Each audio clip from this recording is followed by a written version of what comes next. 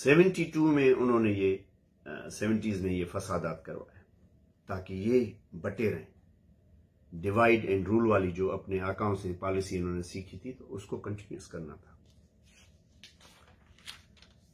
वो आगे चल के फिर हम मर्ज होने लगे, लोग नफरतें भूल गए और आगे बढ़ने लगे। तो फिर एक वक्त आया कि 86 के टाइम में मैं उस वक्त मेडिकल कॉलेज में पढ़ता था, स्टूडेंट फेडरेशन का मैं वाइस प्रेसिडेंट था। हमारे प्रेसिडेंट थे शहीद बशीर खान कुरैशी। उस ज़माने में भी अल्ताफ़ हुसैन साहब की पार्टी, अल्ताफ़ हुसैन भाई की पार्टी और साईं जीएम सर ने उनको हमेशा इज्जत और प्यार की निगाह से देखा। जनाब अब्दुल वाहिद आरी सर साहब लियाकताबाद के जलसों में, साईं की सालगिरह में, हमारे जीएसएन में कई उर्दू मेंबर्स हैं, कई उर्दू बोलने वाले मेंबर्स हैं। रशीद हैदर, इंतजार हुसैन जैदी, पता नहीं कितने नाम, बड़े बड़े लोग।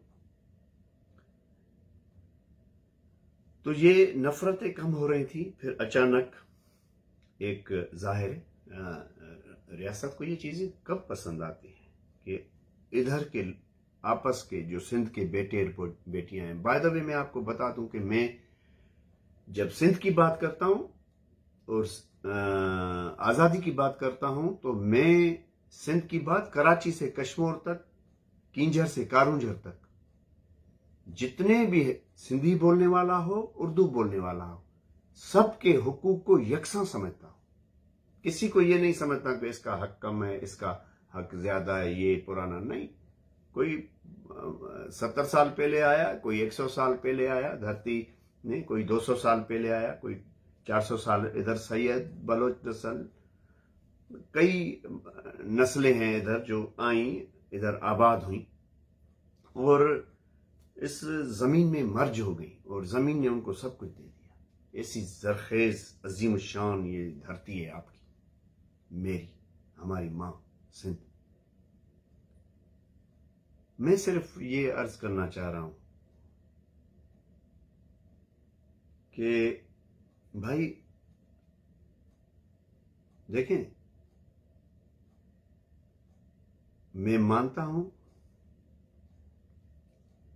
कि पीपल्स पार्टी के साथ मुझे भी सख्त इख्तलाफ है, कई नजरियाती इख्तलाफ है, क्योंकि वो वफाक को प्रोजेक्ट करती है, पाकिस्तान को की बका और बचाव में काम कर रही है। मैं आज़ादी पसंद हूं, मैं सिंधु देश चाहता हूं, आज़ादी चाहता हूं। एक नजरियाती टकराव है। दूसरा, करप्शन के इश्यूज हैं, गवर्नेंस के इश्यूज हैं, कई इश्यूज हैं।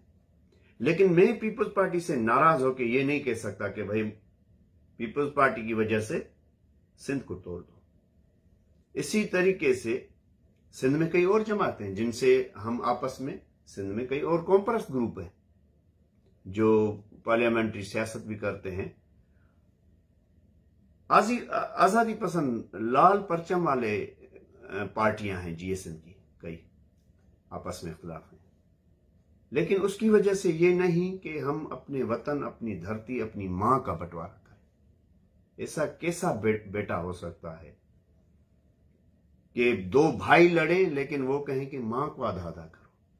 ऐसा नहीं। प्रॉपर्टी बढ़ सकती है, मां नहीं बढ़ सकती। तो सिंध प्रॉपर्टी नहीं है, रियल एस्टेट नहीं है। 7000 सालों से वजूद रखने वाली एक धरती है जिस पे कई लोग फातेह बन के आए, खून रेजी की, कब्जे किए, लेकिन सिंधियों ने हमेशा कब्जे छुड़ाए।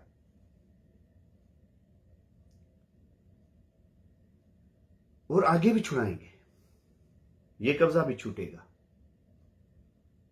अरगोन आए, तुर्खान आए, मुगल आए, ग्रीक्स आए, यूनानी, पर्शियंस आए, पठान आए, हर इतनी रिच लैंड को लेने के लिए हर फातेह, हर कौम ने ट्राई मारी कि इधर आए, लड़े, शिकस्तें खाई, अरब आए, लेकिन आखिरकार सिंध का एक अपना एक तरीक़ेकार है कि वो अपने वजूद को फिर से रिकवर कर देती है। अब मैं ये पूछता हूं कि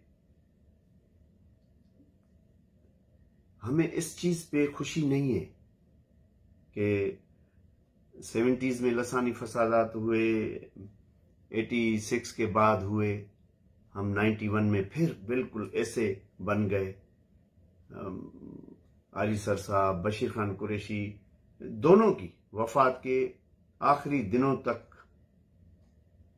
MQM के साथ बहुत अच्छे मरासिम रहे, क्योंकि वो उर्दू स्पीकिंग्स की नुमाइंदा जमात थी। हम हमेशा कहते हैं कि भाई हम समझते हैं कि आप सिंधी हैं, और मैं सिर्फ ये पूछता हूं कि सिंधियों ने कितना नुकसान दिया है आज तक मेरे उर्दू बोलने वाले भाइयों को, बहनों को, बेटियों को। क्या कराची की ट्रांसपोर्ट, ये पूरी ट्रांसपोर्ट जो चल रही है कराची में, सिंधियों के हाथ में है? कराची का इंडस्ट्रियल एरिया, पूरी इंडस्ट्रीज क्या सिंधियों के हाथ में है? कराची का जो व्यापार है आम, वो सिंधियों के हाथ में है? आपको तो ताजरान का चेयरमैन भी पंजाबी मिल रहा है, आपका वो जो मिल्क की कम्युनिटी का सदर है वो भी पंजाबी मिल रहा है। आप और हमारे पास है क्या? मैं आपको बताता हूं कि वो क्यों लड़वाना चाह रहे हैं।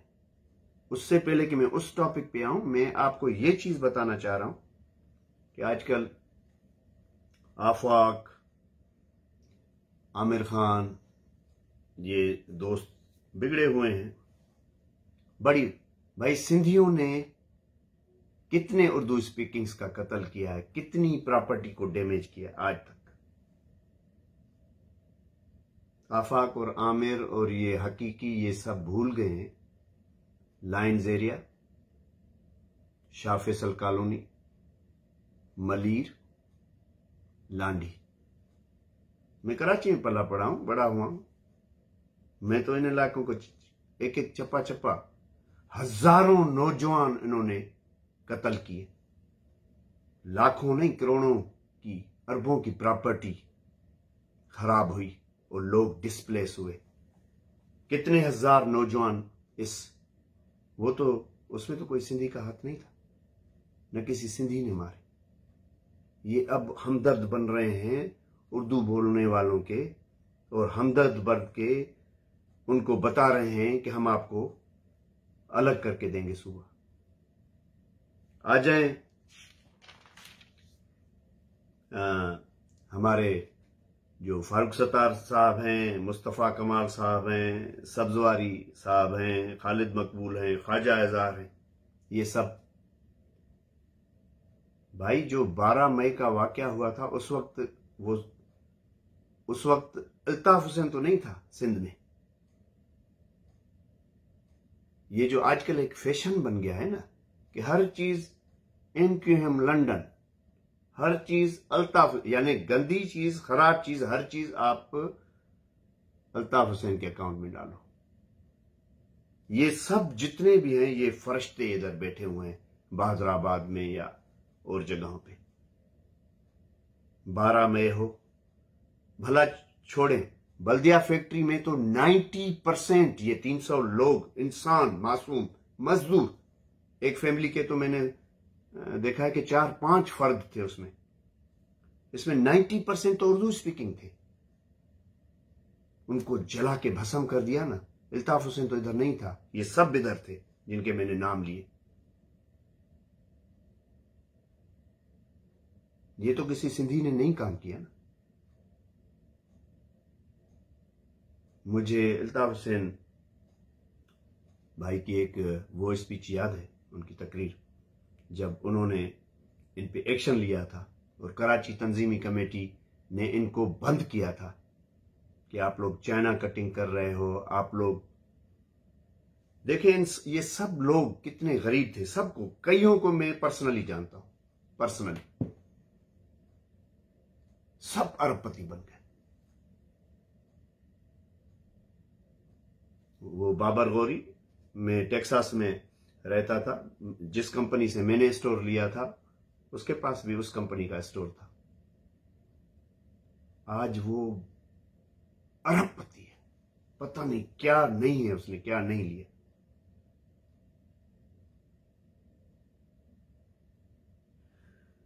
इन सब को देखें, इनकी लेविश लाइफ को देखें, इनके बाहर के बिजनेसेस को देखें कि इन्होंने क्या किया। मैं आता हूं कि एक इंसान की वफादारी की बात होती है, एक इज्जत नफ्स की बात होती है। भाई कल तक ये जो अपने लॉ मिनिस्टर हैं, ये इल्ताफ हुसैन भाई को उस वक्त नेल्सन मंडेला कहते थे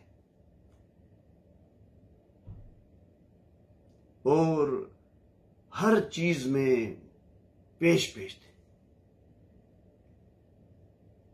और आज ये ऐसा, देखिए, सिर्फ एक दिन में कभी किसी जगह आपने सुना है, अपने दिल पे हाथ रख के सोचेंगे, कभी आपने ये सुना है कि इतने सालों की तरबियत, जिस लीडर को आप बाप मान रहे हैं, जिसको कायद मान रहे हैं, इतने साल उसके साथ चल रहे हैं, वो 91 से सिंध में नहीं है, वो 91 से कराची में नहीं है, 91 से हर इक़्तिदार का